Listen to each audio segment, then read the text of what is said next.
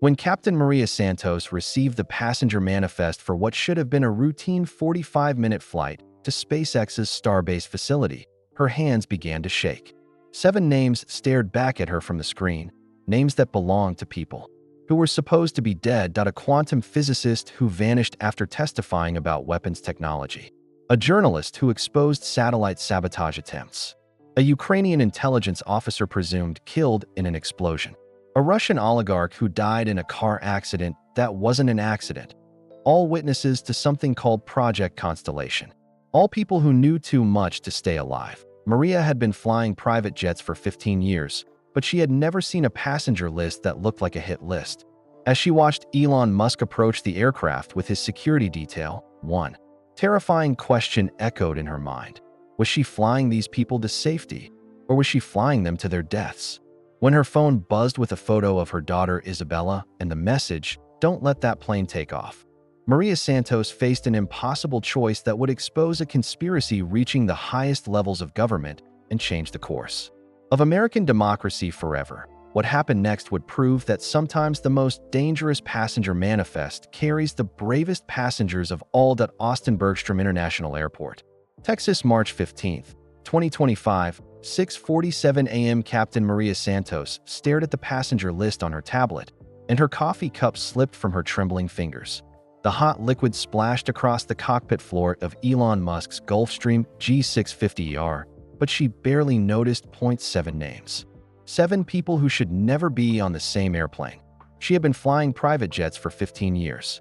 Billionaires, movie stars, politicians, she had seen it all.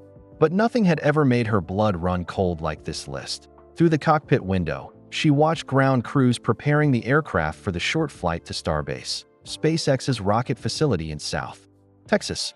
Everything looked normal. The fuel truck was pulling away. The baggage cart was empty. The weather was perfect, clear skies and light winds. But Maria knew that if this plane took off, people were going to die. Her hands shook as she read the names again. Dr. Sarah Chun, quantum physics consultant James Morrison, investigative journalist Elena Kozlov, Ukrainian intelligence officer Viktor Petrov, Russian business consultant Marcus Webb, Starlink security analyst Dr. Amanda Foster, satellite communications expert Colonel David Hayes, retired Air Force. To anyone else, it might look like a normal business meeting. But Maria recognized these people from news stories over the past 3 years. Stories about missing scientists, dead journalists, intelligence officers who vanished without a trace. These weren't passengers. These were witnesses. Her phone buzzed with a text from an unknown number. "Don't let that plane take off. Your daughter Isabella is counting on you to make the right choice."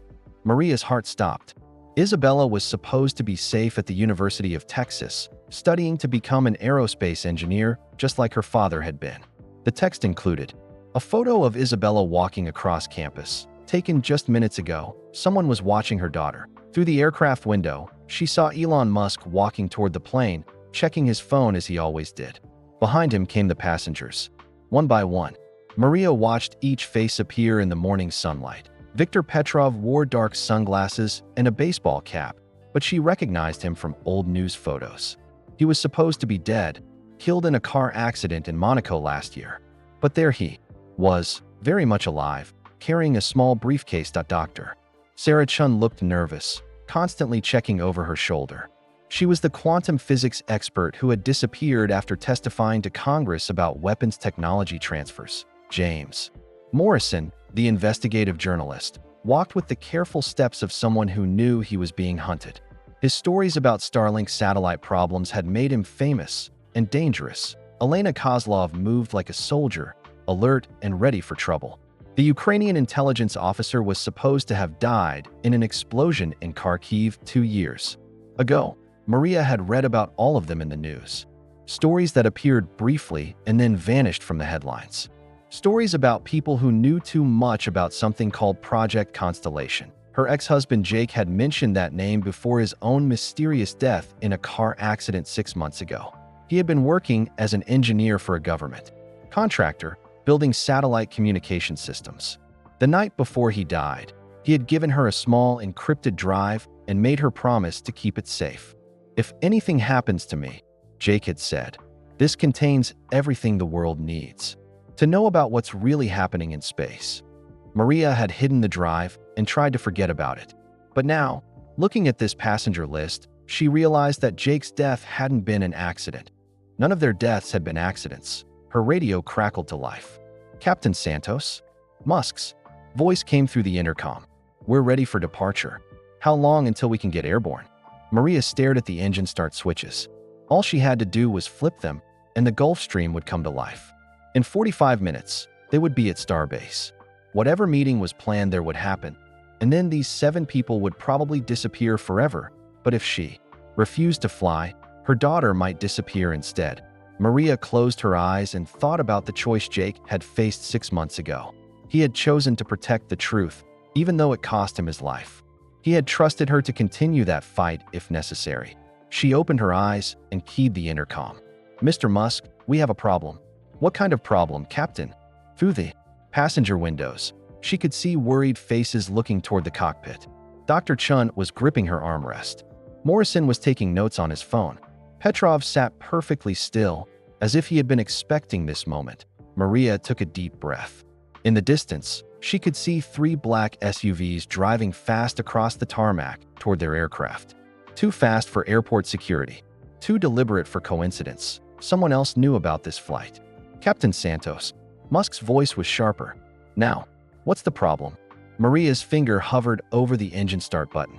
She thought about Isabella, about Jake, about the 7 people in the cabin who might be the only witnesses to something terrible. She thought about the encrypted drive hidden in her apartment, and Jake's words, "The world needs to know." "Mr. Musk," she said slowly, "we have a mechanical issue. I cannot clear this aircraft for takeoff." The intercom went silent. Through her window, Maria watched the black SUVs getting closer. Men in dark suits were already stepping out, moving with military precision. Then Musk's voice came back, quieter now. "What kind of mechanical issue, Captain?" Maria looked at the perfectly functional instruments in front of her. Every system was green. Every gauge showed normal readings. The aircraft was in perfect condition. "The kind," she said, "that keeps people alive." She reached over and shut off the intercom, knowing that everything was about to change. Whatever was happening here was bigger than one flight, bigger than one pilot's career, bigger than her own safety. But it wasn't bigger than her daughter's life. The first black SUV stopped next to the aircraft. Men with weapons were spreading out around the plane. Through her headset, she could hear airport control trying to contact her, but she ignored them. Maria Santos had made her choice. Now she had to live with it. If they let her live at all, behind her in the cabin, she could hear urgent voices. Someone was making phone calls. Someone else was typing rapidly on a laptop. The passengers knew something was wrong, but Maria was the only one who knew that refusing to take off might be the only thing standing between them and death. The question was, whose death would it be? Austin Bergstrom International Airport, Texas, March 15, 2025, 7:15 a.m. Cockpit door burst open behind Maria. She didn't need to turn around to know it was Elon Musk. She could feel his anger radiating through the small space. "Captain Santos." His voice was ice cold. "I need this plane in the air in the next 10 minutes. Maria kept her hands steady on the controls, though her heart hammered against her ribs. "Sir, I've detected serious problems with the hydraulic pressure system. Flying would be unsafe. Run the diagnostics again." Through the windscreen, Maria watched the black SUVs position themselves around the aircraft. Men in expensive suits stepped out, moving like hunters circling their prey. These weren't airport security guards. "The readings are the same, Mr. Musk. This aircraft is grounded." Musk moved closer, and she caught the scent of his cologne mixed with something else. Fear. Real fear. "Maria, you've been my pilot for 2 years. I trust you with my life every time we fly. But right now, I need you to trust me. The people in this cabin are in terrible danger if we don't reach Starbase." "What kind of danger?" Before he could answer, Derek Cole, Musk's head of security, appeared in the doorway. His hand rested on the weapon beneath his jacket. "Boss, we've got bigger problems. Those aren't government plates on the SUVs." Maria's phone buzzed again. Another text from the unknown number. "Check the news. Kharkiv story breaking in 30 minutes. Your passengers are loose ends that need cutting." She glanced at Musk, whose face had gone white as paper. "Sir, I think we need to. Captain, as owner of this aircraft, I'm ordering you to start these engines." His voice turned to steel. And as the pilot in command, I'm refusing that order. Maria turned to face him completely. "Mr. Musk, I know about Project Constellation." The silence that followed felt dangerous. Even Derek took a step backward. Musk's eyes became narrow slits. "What exactly do you think you know?" "I know that my ex-husband Jake Morrison gave me insurance before he died in that car accident that wasn't really an accident." Maria's voice stayed calm despite her racing pulse. "I know that you've been using Starlink satellites for more than providing internet service. And I know that everyone on this passenger list has evidence that could destroy you." Her finger moved toward the emergency beacon switch on the control panel. "So here's what's going to happen. You're going to get off my aircraft, and these passengers are going to stay put until real federal agents arrive." Derek's hand moved toward his weapon again, but Musk stopped him with a sharp gesture. "Maria, you don't understand what's really happening here. Yes, I've been running secret operations through SpaceX, but not for money or power, for national security. The people in this cabin aren't victims waiting to be silenced. They're intelligence assets who need protection, including my daughter." Something like sympathy crossed Musk's face. "I don't know anything about threats to Isabella, but I do know that foreign agents are trying to kill everyone on this plane to keep certain information from reaching the right people." Through the window, Maria saw the SUV doors opening wider. Men stepped out wearing tactical gear under their suits. But something felt wrong about their movements. They weren't behaving like federal agents.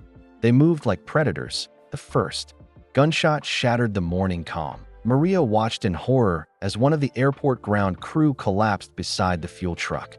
Blood spread across the concrete. The men from the SUVs weren't there to arrest anyone. They were there to eliminate witnesses. "Jesus Christ," Derek breathed, drawing his weapon. "Boss, we need to move. Right now."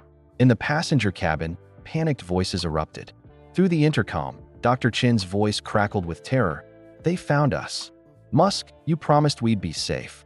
Musk grabbed Maria's shoulder, his grip desperate. "Captain, I'm going to tell you something that will sound crazy, but you have to.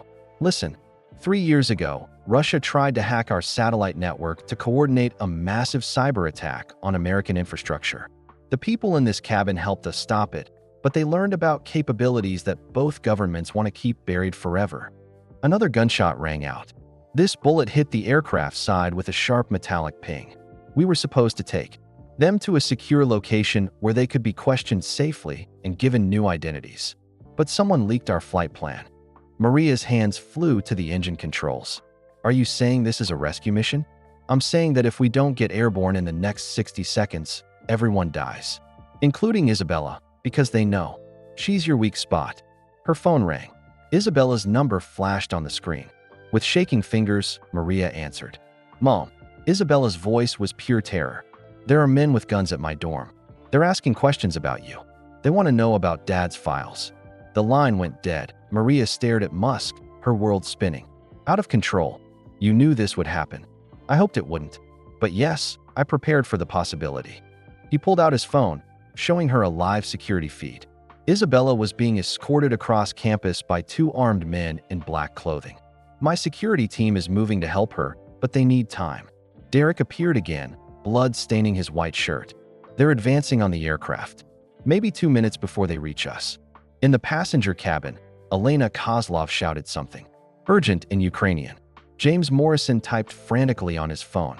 Viktor Petrov sat perfectly calm, as if waiting for death to arrive. Maria looked at the engine start sequence, then back at Musk. "If I do this, if I get this plane off the ground, what promise do you have that my daughter survives?" "None," he said quietly. "But I can promise that if we stay here, none of us see another sunrise." Through the cockpit window, she saw muzzle flashes. The attackers were shooting at the terminal building now, driving back airport security personnel. Maria thought about Jake, about how he died trying to expose the truth, about Isabella following her father's path into aerospace engineering, about the choice between being a pilot who follows orders and being a woman who protects innocent lives. She made her decision and started the engines. "Derek, get back there and tell everyone to buckle up tight. This is going to be the fastest takeoff of my entire career." As the Gulf Stream began rolling forward, Maria grabbed the radio. Austin Tower, this is NetJet 77 Alpha declaring an emergency. We have armed hostiles on the ground and are conducting immediate departure. 77 Alpha, negative, you are not cleared for. Maria switched off the radio and pushed the throttles to maximum power. In the distance, she could see police cars racing toward the terminal, but they were already too late. The aircraft gained speed, racing down the taxiway instead of waiting for runway clearance. Maria had never attempted a taxiway takeoff in a Gulf Stream, but desperate times called for desperate measures. Behind them, the shooting continued. Ahead of them lay the unknown. But for the first time since seeing that passenger list, Maria felt like they might actually survive the next 10 minutes. 35,000 feet above Texas, March 15, 2025, 8 o'clock amped Gulfstream climbed steeply into the morning sky, leaving the chaos at Austin Bergstrom far below. Maria's hands gripped the controls as she watched the airspeed indicator climb past 250 knots. They had made it off the ground, but she knew the real danger was just beginning.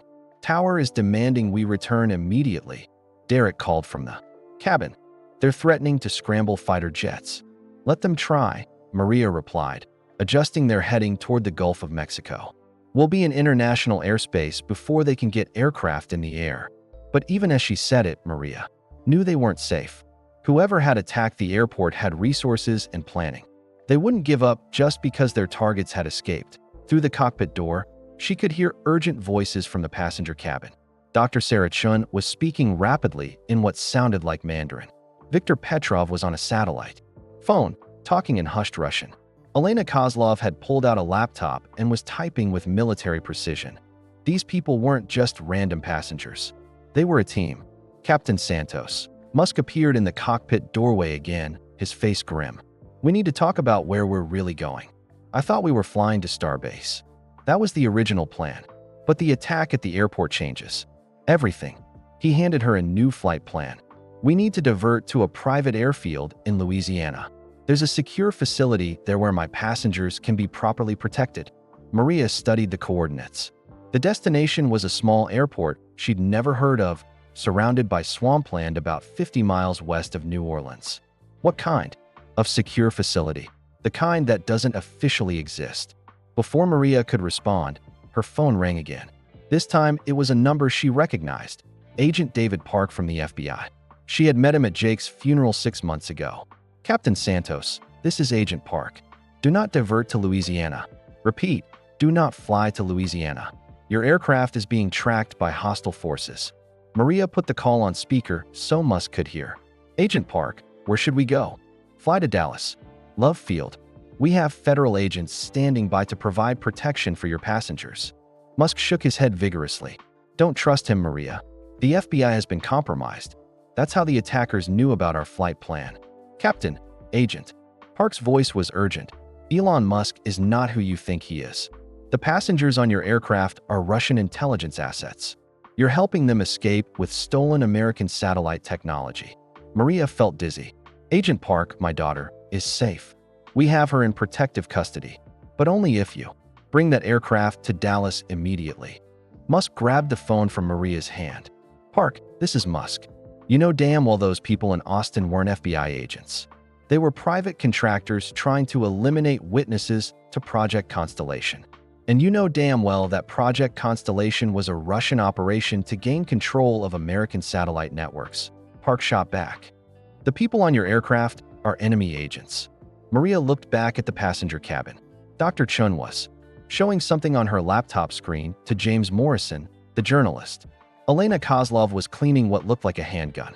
Viktor Petrov sat calmly reading a newspaper, as if flying through a crisis was perfectly normal. I don't know who to believe, Maria said. Her phone buzzed with a text message.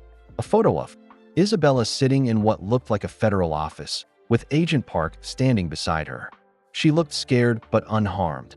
Another text arrived immediately, this one from the unknown number that had been threatening her. That photo is 3 hours old. Isabella is with us now. Land in Louisiana or she dies. This message included a new photo. Isabella in the back of a van, her hands zip-tied, tears streaming down her face. Oh God, Maria whispered. Musk looked at the photos over her shoulder. Those bastards. They grabbed her after my security team thought they had evacuated her safely. Captain Santos. Agent Park's voice came through the phone speaker. Whatever. Photos you're being shown, don't trust them. Bring the aircraft to Dallas. And if I'm wrong? Maria demanded. If you're not really FBI? If Isabella dies because I made the wrong choice. The cabin fell silent except for the steady hum of the engines. Through her headset, Maria heard air traffic control. NetJet 77 Alpha. You are ordered to contact Dallas approach immediately. Military aircraft are being scrambled to intercept. She looked at her fuel gauge. They had enough gas to reach either Dallas or Louisiana, but not both. Whatever choice she made now would be final. Dr. Chen appeared in the cockpit doorway. Captain, may I speak with you? Not now, Dr. Chen. This is important. I think I can prove who the real enemies are. She held up her laptop, showing what looked like satellite tracking data. I've been monitoring communications since we took off. The people who attacked the airport, they're using encrypted channels. That belonged to a private defense contractor called Blackwater Solutions. Maria had heard that name before. Jake had mentioned it in his final phone call, right before his death. And the facility in Louisiana that Mr. Musk wants us to fly to, Dr. Chen continued. It's owned by the same company. The pieces started falling into place in Maria's mind. You're saying this whole thing is a setup? I'm saying someone very powerful wants all of us in one place where we can be eliminated quietly. Viktor Petrov's voice came from behind Dr. Chen. Including you, Captain Santos. Your daughter is leveraged to ensure your cooperation, but once we land, you become another loose end. Maria stared at the flight controls, paralyzed by the impossible choice. Fly to Dallas and risk Isabella's life if Agent Park was lying. Fly to Louisiana and risk everyone's life if it was a trap. There's a third option, Elena Kozlov said, joining the crowd in the cockpit. We don't land anywhere. We keep flying until we figure out who we can really trust. We don't have enough fuel. For that, Maria replied. Yes, we do. Elena showed her a map on her phone. There's a small airport in Mississippi, about an hour from here. It's public, with lots of witnesses. Harder for anyone to stage an accident. James Morrison nodded. I can have news crews there in 30 minutes. Live television coverage. Much harder to kill people on camera. Maria looked around at the faces surrounding her. These people, whoever they really were, seemed to be trying to survive, just like she was. Okay, she said finally. We'll try the Mississippi option. But if anyone is lying to me, if this is some kind of trick, I will personally throw you out of this airplane. As she began programming the new destination into the flight computer, Maria's phone rang one more time. Isabella's number. Mom. Her daughter's voice was barely a whisper. I'm okay, but you need to know something. The man who says he's FBI Agent Park? He's not FBI. I saw his real ID when he thought I wasn't looking. He works for Blackwater Solutions. The line went dead. Maria looked at Musk, who had heard every word. So much for trusting the government. Welcome to the real world, Captain, he replied grimly. Where the good guys and bad guys all wear the same uniforms. 35,000 feet above Mississippi, March 15th, 2025, 9:15 a.m. as the Gulfstream cruised toward their new destination. Maria finally left the cockpit and entered the main cabin. What she found there stopped her cold. The 7 passengers had transformed the luxury cabin into something that looked like a war room. Laptops were open on every surface. Maps covered the conference table. Dr. Chun had connected multiple devices to create what appeared to be a mobile command center. Captain Santos. Elena Kozlov looked up from cleaning her weapon. Thank you for trusting us back there. But you need to understand what you've just become part of. Maria sat down across from them. I'm listening. Viktor Petrov closed his laptop and leaned forward. 3 years ago, we discovered that someone was using commercial satellites to coordinate attacks on important buildings and computer systems. Not just in Ukraine, everywhere.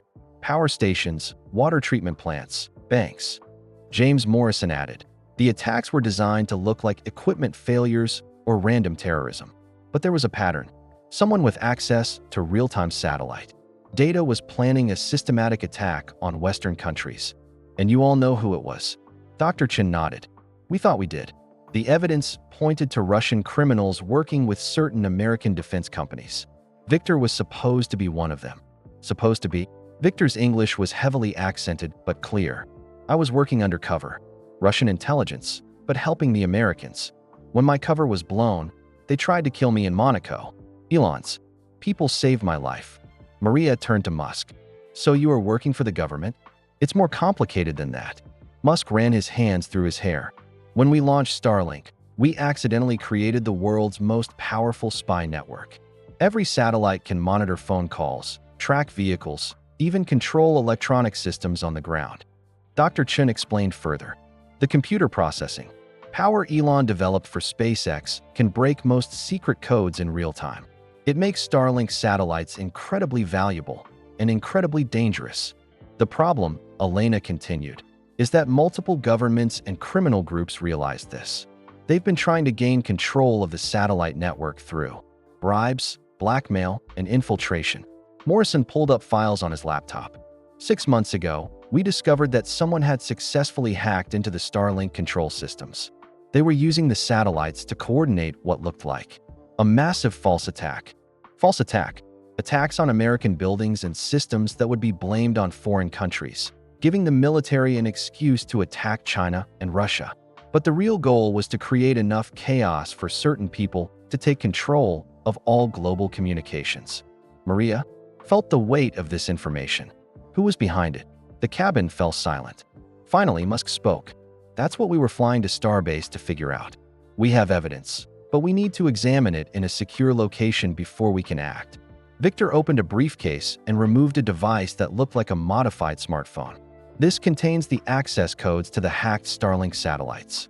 We took it from one of the conspirators before they could use it for their final plan, which is a coordinated attack on the American power grid, timed with a fake nuclear incident.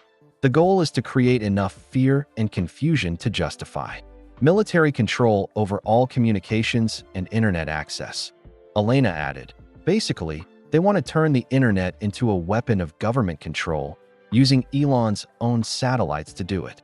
Maria looked around the cabin at these unlikely allies. And you all know this how? Dr. Chen answered, because we were all recruited to help make it happen. Different organizations approached each of us, offering money or making threats, to provide our expertise for what we thought were legitimate national security projects. Until we realized, Morrison continued, that we were all working for the same shadow organization, and that our patriotic duty was actually treason on a global scale. Musk's phone buzzed. He checked it, and his face went pale. The attack on the airport wasn't just about stopping us. It was cover for something bigger. He showed them the screen. Breaking news. Terrorist attack disrupts Austin Airport. Federal emergency communications protocols activated. They're using our escape as justification to implement emergency controls, Elena realized. This was all planned. Maria felt sick, including the threat to my daughter. Especially that, Victor said grimly. They needed you to take this flight. They needed all of us to be in the air when the emergency protocols were activated. Through the aircraft windows, Maria could see two F-16 fighter jets taking position alongside their Gulfstream. The radio crackled to life. NetJet 77 Alpha, this is Colonel Martinez, United States Air Force. You are ordered to divert immediately to Barksdale Air Force Base. Failure to comply will result in defensive action. Maria grabbed the radio microphone. Colonel Martinez, this is Captain Santos. We are civilian aircraft in distress, requesting clearance to land at the nearest public airport. Negative 77 Alpha. You will follow our escort to Barksdale immediately. This is not negotiable. Through her headset, Maria heard air traffic control. All civilian aircraft, be advised that federal emergency protocols are now in effect. All flights must land at designated military facilities for security screening. Dr. Chen looked up from her laptop. Captain, I'm monitoring military communications. Barksdale isn't set up for security screening. It's set up for detention. Elena checked her weapon and looked out at the fighter jets. And those aren't standard escort procedures. They're attack formations. James Morrison was typing frantically. On his phone, I'm trying to reach my contacts in the media, but all the major news networks have gone dark. Someone's controlling the information flow. Victor studied the fighter jets through the window. This is exactly what happened in Russia. When Putin took control, first, they create a crisis. Then they implement emergency measures. Finally, the emergency measures become permanent. Maria looked at her passengers, understanding finally dawning. We're not being escorted to safety. We're being taken somewhere to disappear. Along with the evidence of who's really behind this conspiracy, Musk added. The lead F-16 moved closer to their aircraft. Through the cockpit window, Maria could see the pilot pointing toward Barksdale Air Force Base. Captain, Colonel Martinez's voice came through the radio again. You have 60 seconds to begin your descent to Barksdale, or we will force you down. Maria looked at her fuel gauge. They had maybe 30 minutes of flying time left. Not enough to outrun military jets, but possibly enough to reach a public airport where there would be witnesses. There's a small regional airport about 15 minutes from here, she announced. It's public, with commercial flights and lots of people around. Do it, Elena said immediately. But if I divert from military orders, those fighters might shoot us down, Maria warned Dr. Chen held up her laptop. Not if the whole world is watching. I just activated emergency broadcasting on every Starlink satellite over North America. Every phone, every television, every computer is about to receive a live feed from this aircraft. Musk stared at her. How did you? I helped design the system, remember? Dr. Chun smiled grimly. Time to see if your satellites really can change the world. Within seconds, millions of people across the continent began receiving an alert on their devices. Live. Civilian aircraft with Elon Musk forced down by military. What are they trying to hide? Maria watched the F-16 pilot's reaction as his communications suddenly exploded with new orders. Someone was not happy about the worldwide attention. This is about to get very interesting, she muttered, banking the aircraft toward the regional airport. Behind them, the fighter jets followed, but Maria noticed they had moved back to a more respectful distance. That it's amazing what a few million witnesses can do to change military tactics. Approaching Jackson Regional Airport, Mississippi, March 15, 2025, 9:45 a.m. Jackson Regional Airport looked like a small-town movie set compared to the chaos they had left behind in Austin. Maria could see news vans already racing across the tarmac, alerted by Dr. Chen's global broadcast. Camera crews were setting up equipment as the Gulfstream descended. Look at that, James Morrison said, pressing his face against the window. CNN, Fox News, BBC, everyone's here already. Through her headset, Maria heard air traffic control. NetJet 77 Alpha, you are cleared to land runway 27. Emergency vehicles are standing by. The F-16 fighters had dropped back to a respectful distance, but Maria knew they were still being watched. Colonel Martinez's voice crackled through the radio one more time. Captain Santos, you are making a serious mistake. Land at Barksdale immediately. Negative, Colonel. We are declaring an emergency and landing at the nearest suitable airport. As the Gulfstream touched down, Maria could see the crowd gathering beyond the security fence. Hundreds of people with phones and cameras, drawn by the live broadcast that was still streaming to millions of viewers worldwide. But something felt wrong. Those emergency vehicles, Elena observed, studying the airport through binoculars. They're not regular airport fire trucks. Look at the equipment they're carrying. Maria squinted through the windscreen. Elena was right. The vehicles surrounding their designated parking area looked more like military support units than emergency responders. Derek Cole's voice came through the intercom from the main cabin. Boss, we've got a problem. I'm seeing snipers on the terminal roof. Musk joined Maria in the cockpit as they taxied toward the terminal. This airport should have been safe. Public, lots of witnesses, media coverage. How did they get control here so fast? Dr. Chen's voice called from the cabin. Captain, I'm reading massive electronic interference. Someone's jamming our satellite uplink. The live broadcast just went dead. Maria felt her stomach drop. Without the worldwide audience watching, they were vulnerable again. The aircraft came to a stop near the terminal, and immediately they were surrounded by vehicles marked Federal Emergency Response Team. Armed personnel in tactical gear took positions around the plane. Through the cabin windows, Maria could see that the news crews were being pushed back behind barriers, too far away to film clearly. The crowd of civilians had been moved even farther back. This was planned, Victor said grimly. They knew we would divert here. Maria's phone rang. Agent Park's number again. Captain Santos, this is Agent Park. I'm on the ground at Jackson Regional. Exit the aircraft immediately and bring your passengers to the designated secure area." "How did you get here so fast?" Maria demanded. "We've been tracking your aircraft since Austin. For your own safety, please comply immediately." Through the window, Maria could see a man in a dark suit walking toward the aircraft stairs. He looked official, but something about his movement seemed wrong. Too smooth, too confident. "That's not how federal agents move," Elena observed. "That's how assassins move." Derek appeared in the cockpit doorway, his weapon drawn. "We're not getting off this plane. Not until we know who these people really are." James Morrison was typing frantically on his laptop. "I just tried to contact my editor, but all communications are being blocked. Whatever's jamming our satellite. Link is also stopping cell phones and internet." Dr. Chen looked up from her computer. "It's more than jamming. Someone's using a mobile electromagnetic pulse device. Very sophisticated, very expensive.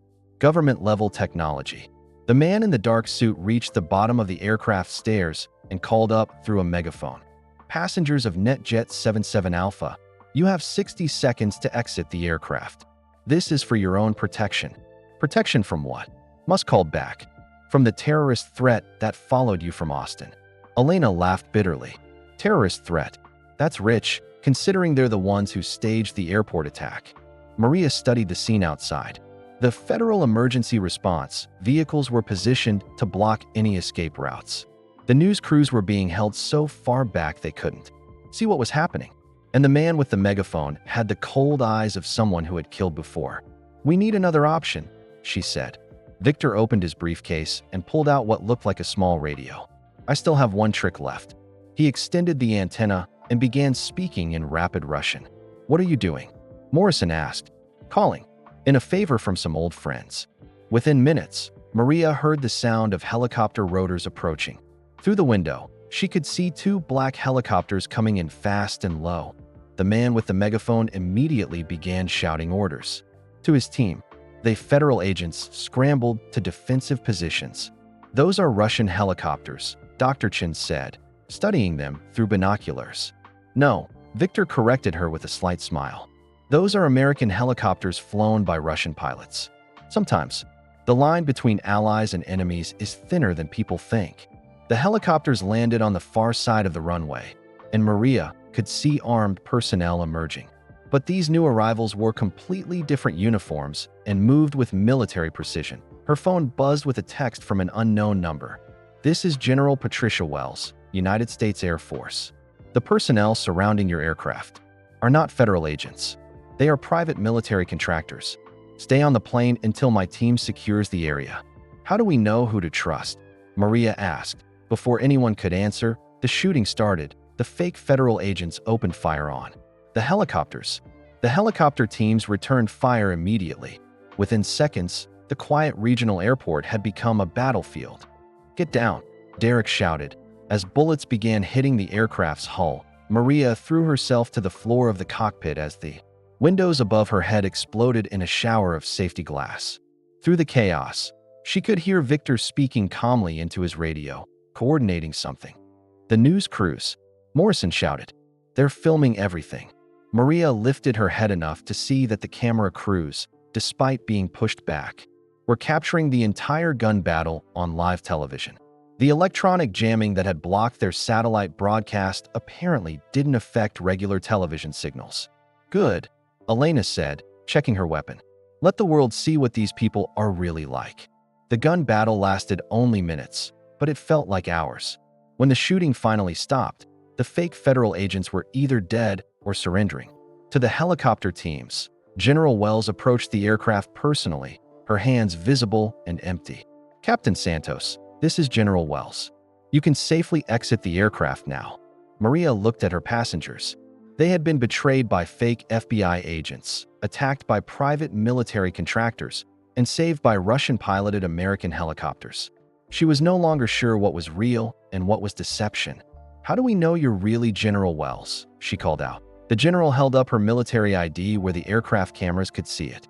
"Because unlike everyone else who's tried to capture you today, I'm doing this in front of live television cameras. If I were planning to kill you, I wouldn't do it where CNN could film it." Dr. Chun checked her laptop. "The satellite jamming has stopped. Our broadcast is live again worldwide."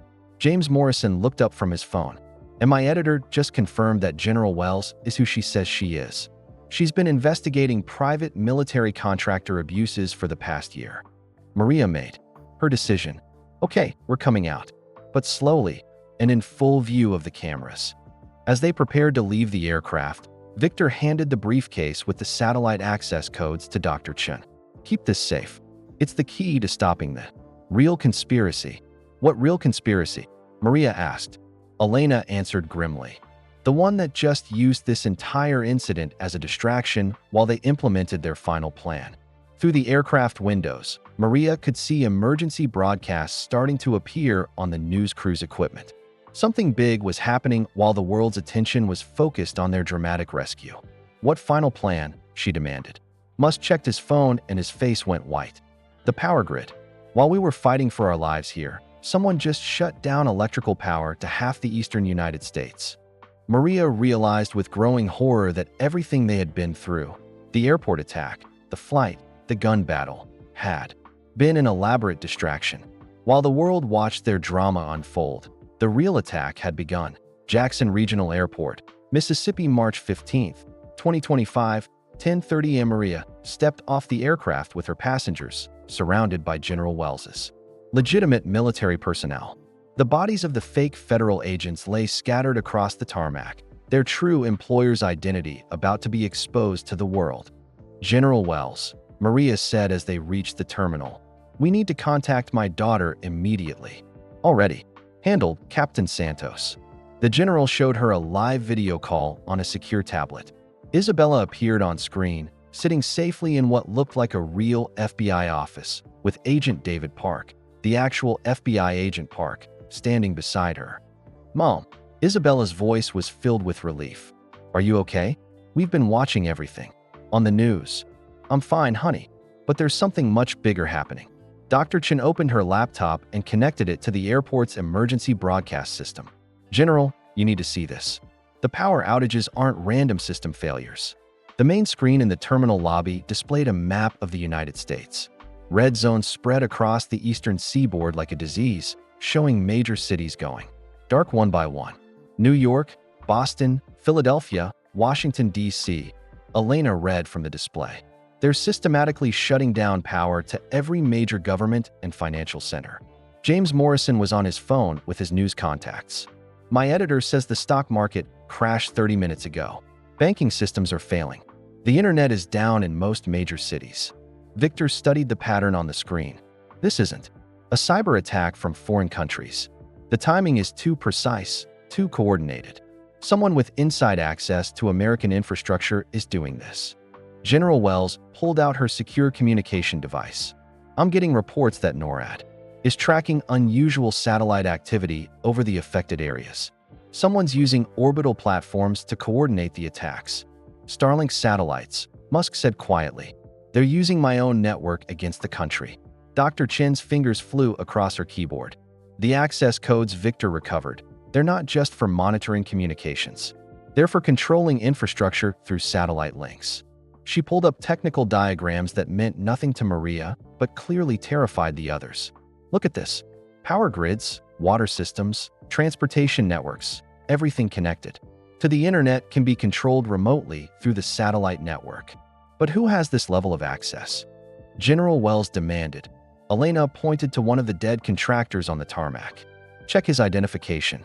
I'll bet you find connections to Blackwater Solutions, the same company that employs the fake agent Park who threatened Isabella." General Wells's team quickly searched the bodies and vehicles.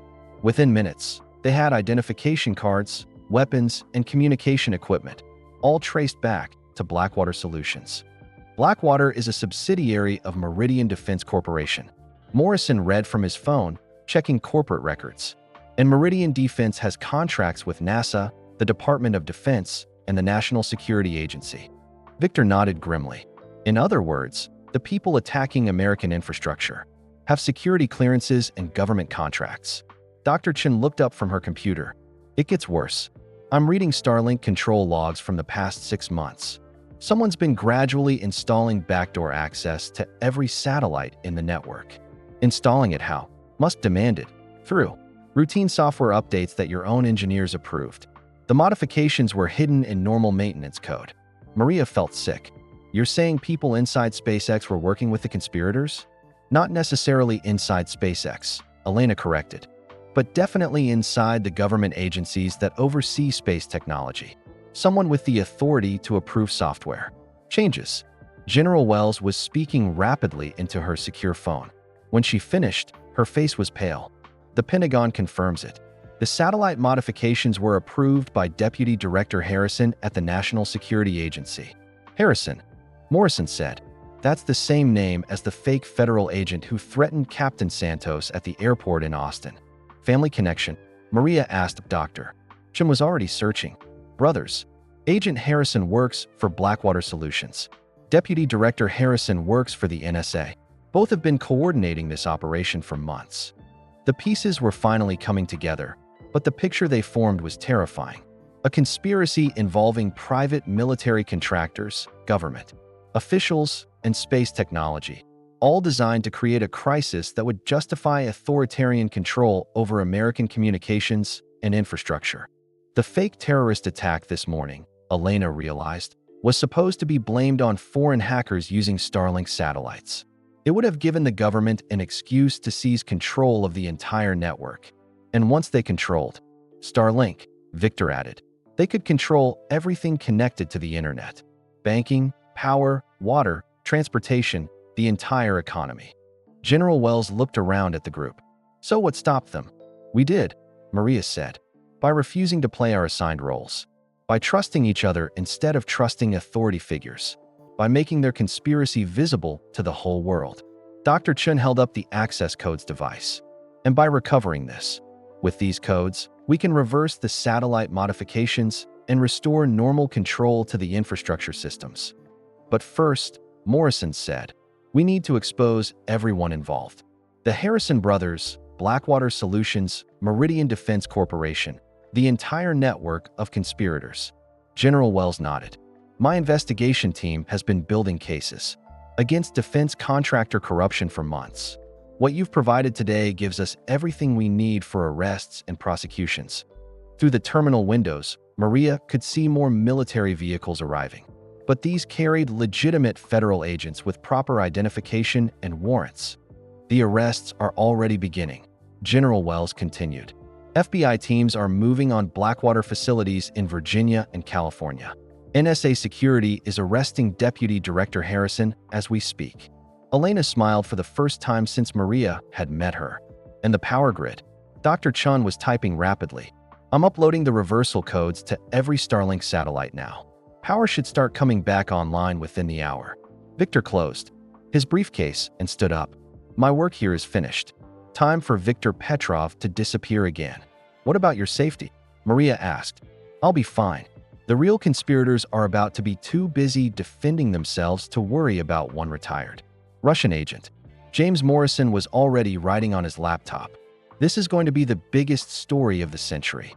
Government conspiracy, private military corruption, satellite warfare. It has everything. General Wells turned to Maria. Captain Santos, you probably saved American democracy today. The country owes you a debt that can never be repaid. Maria thought about Jake, about the encrypted files he had died protecting, about the choice she had made to trust her instincts over authority.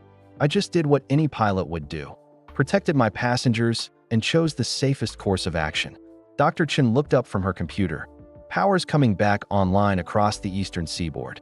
Banking systems are restarting. The crisis is over. But even as she said it, Maria knew the real work was just beginning. There would be investigations, trials, and reforms. The American people would have to rebuild trust in institutions that had been corrupted by greed and power. What happens now? She asked. Musk answered. Now we make sure this never happens again. Better security, better oversight, better protection for whistleblowers who try to expose corruption. Elena added, and better training for pilots who have to make impossible choices in crisis situations. Morrison closed his laptop. And better journalism to keep the public informed about threats they can't see coming. As they prepared to leave the airport, Maria realized that the passenger list that had terrified her 12 hours ago had turned out to be exactly what the world needed. A group of people willing to risk everything to protect the truth, sometimes. The scariest passenger manifest turns out to carry the bravest passengers of all. 6 months later. Austin, Texas, September 15th, 2025, 2:30 p.m. Maria Santos sat in a coffee shop near the University of Texas campus, watching her daughter Isabella walk across the quad toward their meeting spot. It had been 6 months since the incident that the media now called the Starlink conspiracy, and life had settled into something resembling normalcy. But Maria knew that some secrets never stay buried. Isabella slid into the chair across from her, carrying a thick folder that Maria recognized. It was the same type of folder that Jake used to bring home from his aerospace research job, the job that had gotten him killed. "Mom, you're not going to believe what I found," Isabella said, opening the folder to reveal printed emails, financial documents, and organizational charts. Since the conspiracy was exposed, Isabella had thrown herself into investigative research with the same intensity she once applied to her engineering studies. The experience of being used as leverage against her mother had sparked something in her, a determination to understand how such elaborate deceptions operate. "What kind of not going to believe?" Maria asked, though she had learned to expect the unexpected from her daughter's research projects. Isabella spread out the documents on the small table. "I've been tracking the money trail from the Starlink investigation. The FBI released some documents under the Freedom of Information Act, and I've been connecting dots that everyone else missed." Maria examined the papers, recognizing some names from the extensive news coverage of the trials and convictions. Deputy Director Harrison was serving life in prison. Agent Harrison had been executed for treason. Blackwater Solutions had been dissolved and its assets seized. "Izzy, please tell me you're not putting yourself in danger again." "No, Mom. This is all public record now. But look at this." Isabella pointed to a financial transfer document dated just 3 weeks ago. Meridian Defense Corporation received a payment of $12 million from a shell company called Phoenix Strategic Solutions. And Phoenix Strategic Solutions is owned by Titan Aerospace Industries, which is a subsidiary of Lockheed Martin. "Mom, the conspiracy wasn't just about one group of corrupt officials and contractors." Maria felt a familiar chill running down her spine. "What are you saying?" "I'm saying that some of the biggest defense companies in America were working together to create a crisis that would justify a complete restructuring of how satellite communications are regulated and controlled." Isabella spread out more documents.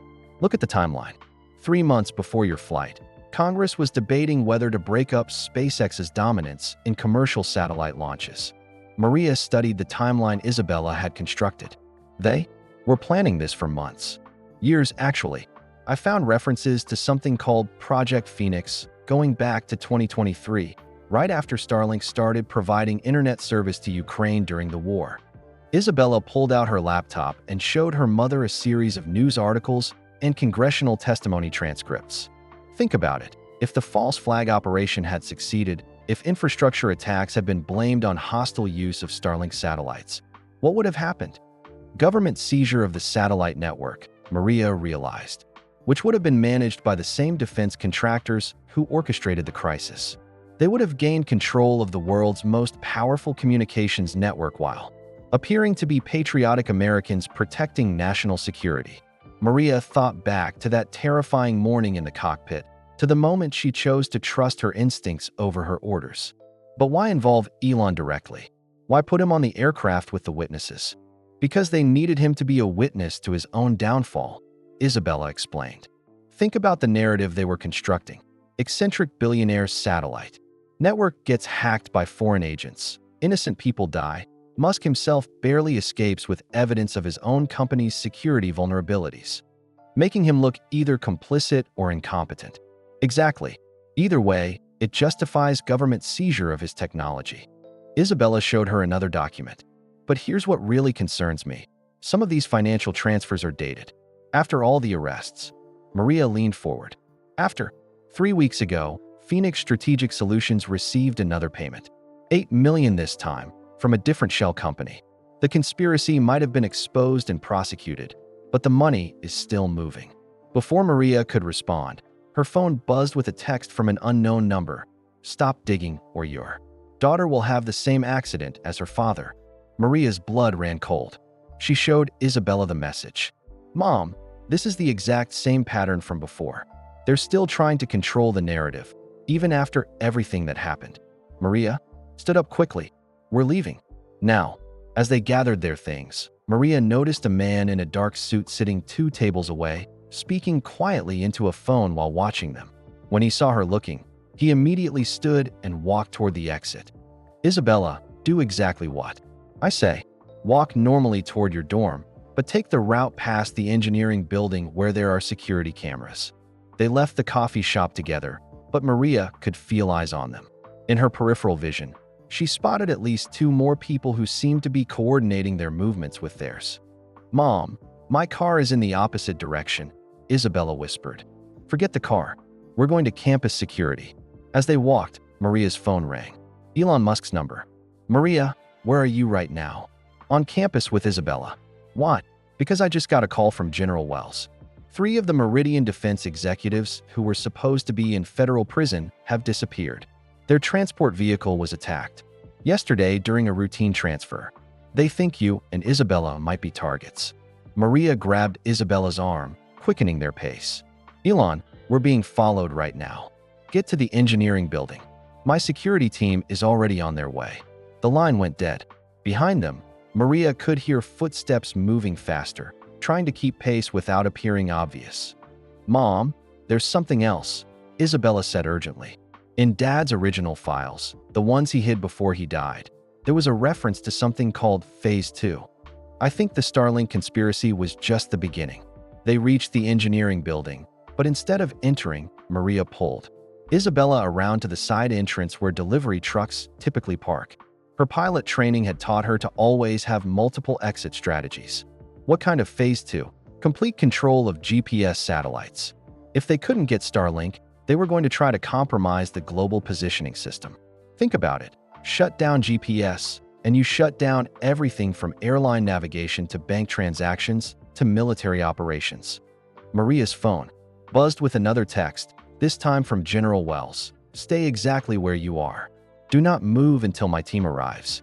But through the building's glass doors, Maria could see 3 men in dark suits entering the main lobby, moving with deadly purpose.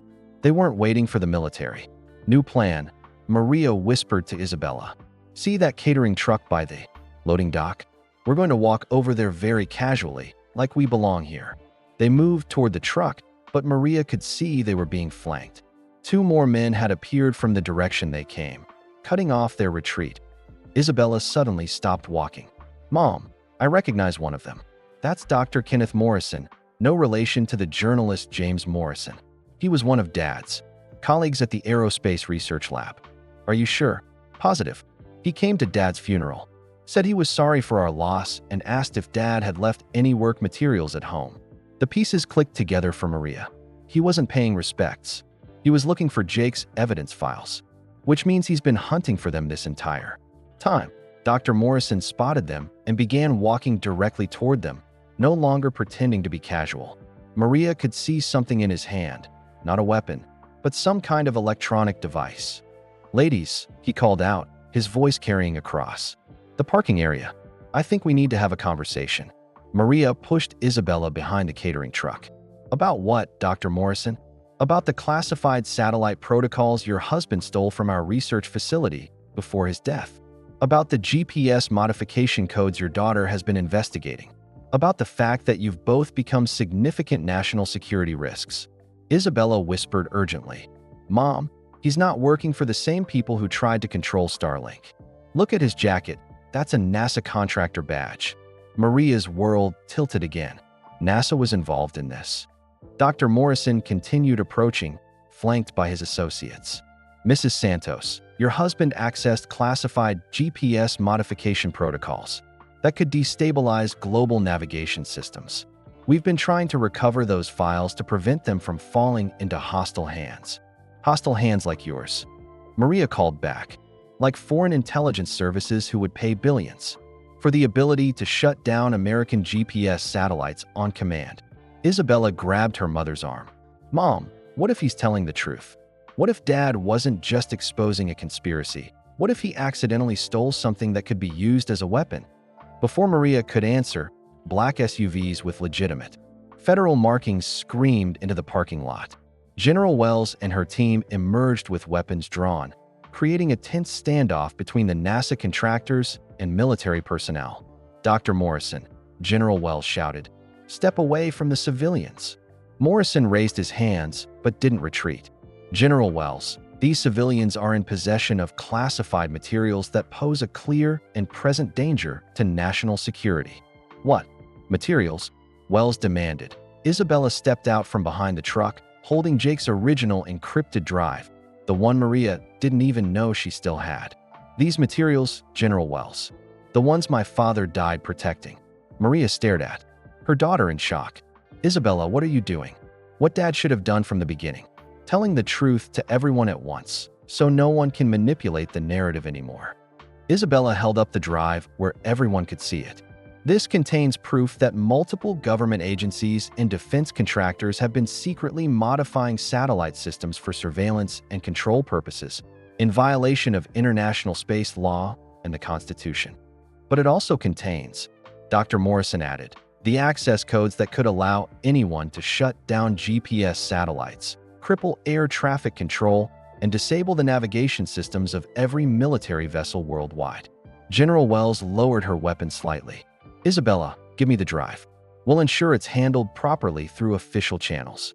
Like you handled the Starlink conspiracy, by using my mother and me as bait while the real attack was happening." The standoff continued, with Isabella holding the drive that everyone wanted but no one could be fully trusted with. Maria stepped forward. "There's a fourth option that none of you have considered." She pulled out her phone and opened a live streaming app. "Isabella, tell the world what's on that drive. Right now, live, where no one can edit or suppress your words." "Mom, you can't be serious. Your father died because he tried to work within a system that had been corrupted. The system failed him, and it almost failed us. But the people, the American people, deserve to know the truth." Isabella looked at the drive, then at the armed men surrounding them, then at her mother. "You're absolutely right." She activated her own phone's camera and began streaming to social media platforms simultaneously. "My name is Isabella Santos. 6 months ago, my mother prevented a false flag attack that would have justified military control of satellite communications. Today, I'm going to show you evidence that the conspiracy was much bigger than anyone realized, and that it's still continuing." General Wells shouted. "Miss Santos, you're about to violate multiple federal laws." "Good," Isabella replied, still filming. "Because those laws are being used to hide crimes against democracy itself." She held up the encrypted drive to the camera. "This device contains evidence that our own government has been illegally modifying GPS and communication satellites to spy on American citizens and foreign allies, while simultaneously making those satellites vulnerable to attack by hostile nations." Dr. Morrison started moving toward her, but Maria blocked his path. "The real conspiracy," Isabella continued, "wasn't just about Starlink. It was about turning space itself into a weapon of control and surveillance, hidden behind national security classifications that violate everything America stands for." Within minutes, tens of thousands of people were watching the stream. Comments poured in from around the world as Isabella explained her father's findings, her mother's courage, and the ongoing attempts to suppress the truth. General Wells finally lowered her weapon completely. "Miss Santos, you've just changed everything." "Again, I hope so," Isabella replied. "Because that's what my father would have wanted. That's what any American would want. The truth, no matter how dangerous it is to the people in power." Dr. Morrison stepped back, speaking into his radio. "Control, we have a major problem. The GPS information is now public knowledge." Maria put her arm around her daughter. "Izzy, you know this means we'll never have normal lives again." "Mom, after what we've been through, I don't think normal was ever going to be an option anyway. But at least now, when they come for us, the whole world will be watching." As more news crews arrived at the scene, summoned by the viral social media coverage, Maria realized that her decision to refuse takeoff 9 months ago had led to this moment. Her daughter choosing truth over safety, transparency over security, just as she once chose conscience over orders. The story was far from over. There would be more investigations, more trials, more attempts to silence them. But for the first time since Jake's death, Maria felt like they were finally fighting back instead of just surviving. Sometimes the most dangerous passenger manifest is the one that carries the truth. And that was the end of the passenger list. The incredible story of Captain Maria Santos, who refused to take off after seeing Elon Musk's passenger manifest, and how that single brave decision exposed a conspiracy that threatened American democracy itself. From a terrifying passenger list to a mother's courage, from satellite warfare to the power of truth. This story reminds us that ordinary people can make extraordinary choices when faced with impossible circumstances. I'm curious, where are you listening from today? Drop a comment below and let me know what part of the world you're tuning in from. I love hearing from our global community. If this story kept you on the edge of your seat, please hit that like button. It really helps the channel reach more people who enjoy thrilling, thought-provoking stories like this one. And don't forget to subscribe and ring that notification bell so you never miss our latest videos featuring incredible tales of courage, mystery, and human resilience. Most importantly, share this video with your friends and family. Stories like these spark important conversations about truth, courage, and standing up for what's right. By sharing, you're not just spreading entertainment. You're spreading kindness and awareness about the power we all have to make a difference when it matters most. Until next time, keep questioning, keep believing in the power of truth, and remember, sometimes the scariest situations reveal the bravest people. Thanks for listening, and I'll see you in the next story.